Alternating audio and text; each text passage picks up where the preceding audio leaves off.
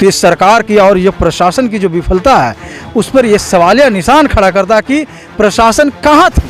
प्रेम यादव की जब हत्या हो गई थी उसके बाद मॉब लिंचिंग के दौरान मारा गया। प्रेम यादव के मर्डर किसने किया?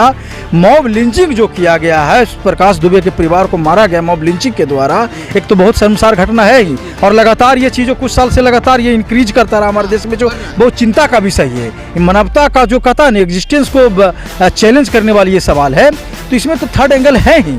तो मैं कहना चाहता हूँ सरकार से कि आप इसको जातीय एंगल ना देकर इसकी पूरी फेयर तरीके से, ईमानदारी तरीके से इसकी जांच हो, और जो भी इसमें दोषी है, चाहे वो थर्ड एंगल हो, फोर्थ एंगल हो, एक दूसरे का जो हत्या का जो सिलसिला है जमीनी विवाद में होता रहा है और ये बरसों से होता रहा है, तो इसमें कोई डाउट नहीं है कि इसमें थर्ड एंगल शामिल है। इसमें मैं कन्फर्मेशन और मैं दावे के साथ कह सकता हूँ कि किसी के कंधे पर रख कर गोली चलाई गई है, इसमें थर्ड एंगल तो शामिल है ही। नमस्कार दर्शकों, देवरिया हत्याकांड को आज मैं बात करूंगा पटना हाईकोर्ट के वकील बबलू सर के साथ, और इनसे मैं बात करूंगा कि ये जो पूरा हत्याकांड हुआ इसको ये कैसे देखते हैं। सत्य प्रकाश दुबे के घर में एक पूरा भीड़ जाता है, प्रेम यादव की हत्या हो जाती है, और प्रेम यादव का हत्या का जो गुनहगार है उसको माना जाता है सत्य प्रकाश दुबे को, और पूरा भीड़ जाता है साइलेंटली और उनके पूरे परिवार का मास्कर कर देता है। मतलब सामूहिक हत्याकांड को इसको देखते हैं। तो ये सामूहिक हत्याकांड है, इसको आप कैसे देखते हैं? क्या ये जातीय उन्माद था या फिर ये कुछ और था? देखिए, जातीय उन्माद में भी हत्याएं होती है और लगातार हो रही है, इस बात से इनकार नहीं किया जा सकता है। धर्म के नाम पर, कास्ट के नाम पर, क्षेत्र के नाम पर और तमाम तरह के जो बातें हैं इस पर हत्या होती रहती है और घटना इस तरह का। लेकिन मैं इसको एक बहुत शर्मसार, एक विभत्स और एक डराने वाली घटना के रूप में देखता हूं कि जिसने मानवता को शर्मसार किया है। जो कहता है ना कि दुनिया का जो एक फार्मूला है मानवता के लिए कि किसी अगर जानवर की भी मौत होती है ना तो ये हमारे लिए दुखदायक होती है, पीड़ादायक होती है और होनी भी चाहिए। और यहाँ तो 6 लोगों की हत्या हुई है, तो इसको देखने की नज़रिया नहीं है।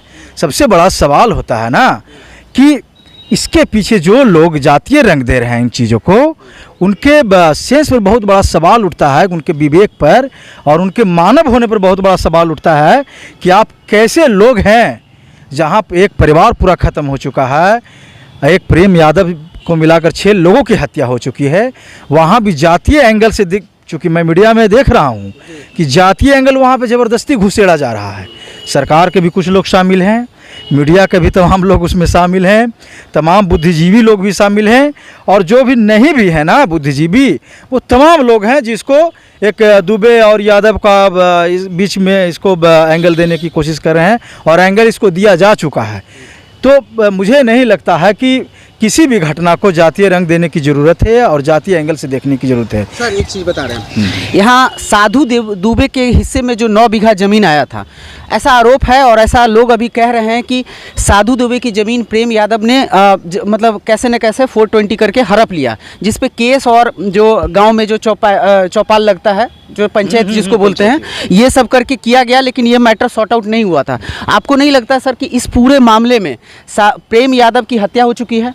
आरोप लगा सत्य प्रकाश दुबे के घर पे, लेकिन हमें लगता है कि सर साधु यादव के साथ कुछ और लोग जो बैक बिहाइंड कांटा से कांटा निकालने वाला काम हुआ। एक को मारो, एक पे आरोप जाएगा, दोनों परिवार खत्म हो जाएगा और बाद में जमीन को भैया बटन किया जाएगा। देखिए, जमीन की जहाँ तक सवाल है तो आजकल जितने भी ज़्यादातर मर्डर जब हो रहा है तो देखिए, अगर हम लोग अदालत में चुके हैं तो देख रहे हैं कि ज़मीन संबंधित ही मर्डर हो रहे हैं। संपत्ति को लेकर भाई को मार दिया, ज़मीन को लेकर बाप बेटा को मार दिया, मैंने एक दूसरे का जो हत्या का जो सिलसिला है ज़मीनी विवाद में होता रहा है और ये बरसों से होता रहा है।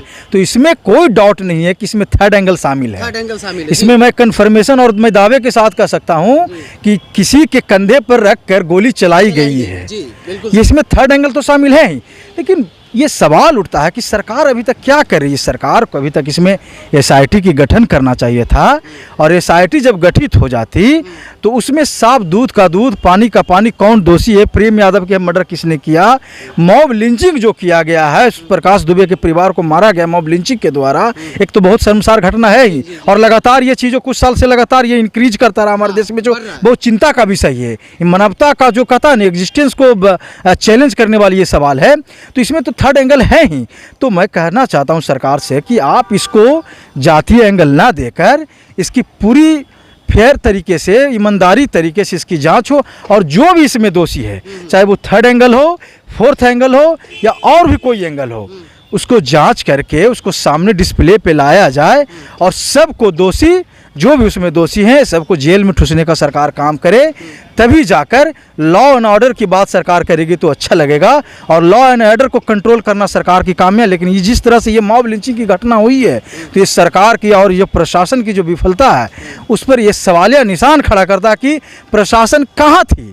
प्रेम यादव की जब हत्या हो गई थी, उसके बाद मॉब लिंचिंग के दौरान मारा गया, तो वहाँ के लोकल जो थाने थे वो क्या थी, सरकार क्या कर रही थी। एक तरफ तो सरकार कहती है कि मैं लॉ एंड ऑर्डर के साथ कोई समझौता नहीं करूंगा, जीरो टॉलरेंस पर बात करूंगा, तो सरकार कहाँ थी भाई। ये सवाल तो सरकार पर उठेगी ना जब भी किसी तरह का घटना होगा। तो हाँ बबलू जी, 1 दर्जन से अधिक लोगों को हिरासत में लिया गया है पुलिस के। हाँ, 15-16 आदमी को। हाँ, आरोपी जो है कम से कम 5 दर्जन से ऊपर आरोपी, ठीक है। तो सर ये सारे आरोप जो लगे हैं मॉब लिंचिंग के केस में, क्या जितने पे आरोप लगते हैं सत्यता सिद्ध हो पाती है? आप तो कोर्ट देखिए ये बड़ा मुश्किल होता है कि जैसे कहने का मतलब है कि 1000 का भीड़ है और एक व्यक्ति का भी इस भीड़ में मर्डर कर दिया, तो किसने देखा, किसने मर्डर किया, किसने गोली मारे, जंगल में होना चाह, तो कहने का मतलब ये तो डिफिकल्ट है प्रोसिक्यूशन के लिए और सरकार के लिए तो डिफिकल्ट है ही साबित करना। लेकिन फिर भी चाहे 1000 लोग हों, चाहे 10,000 लोग हों, चाहे 72 लोग, उसमें चूंकि 72 का नाम आ रहा है, अगर वो साबित हो जाता है कि 70 आदमी ने मिलकर मारा, उस भीड़ ने उकसाया किसी को मारने के लिए।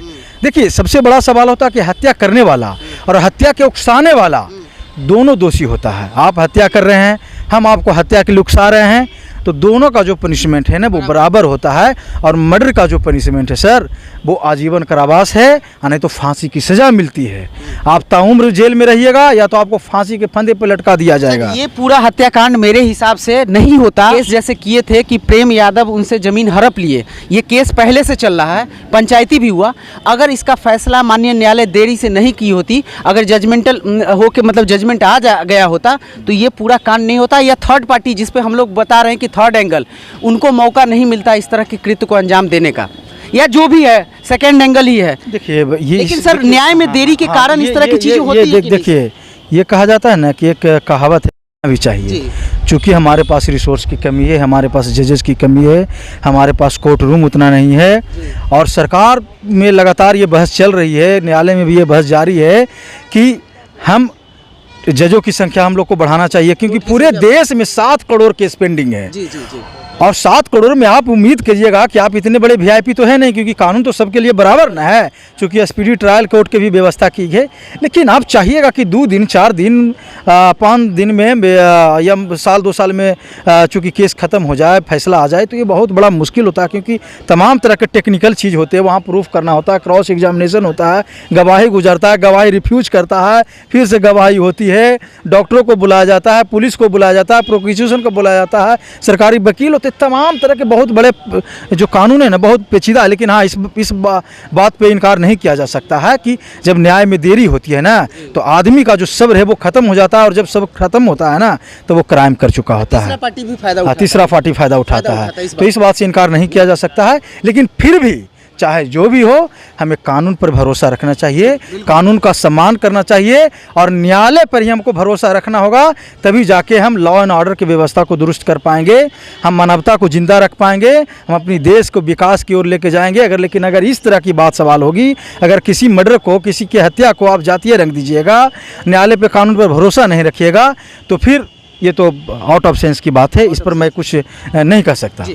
तो जैसा देखा कि हाईकोर्ट के अधिवक्ता बबलू सर ने सीधा कहा कि 72 नहीं 7200 या 1 लाख आदमी हो, अगर इल्ज़ाम लगा है तो न्यायालय पे भरोसा रखिए, देर न सवेर न्यायालय इस बात को तस्दीक करके फैसला देगी, और उनको सज़ा जो माकूल सज़ा होती है न्यायालय में, जिस पनिशमेंट के लिए हत्या का है तो हत्या के लिए, चोरी है तो चोरी के लिए, वो उनको मिलेगा। फिलहाल आपकी जो प्रतिक्रिया होगी, आपकी जो राय होगी, हमारे साथ साझा कर सकते हैं।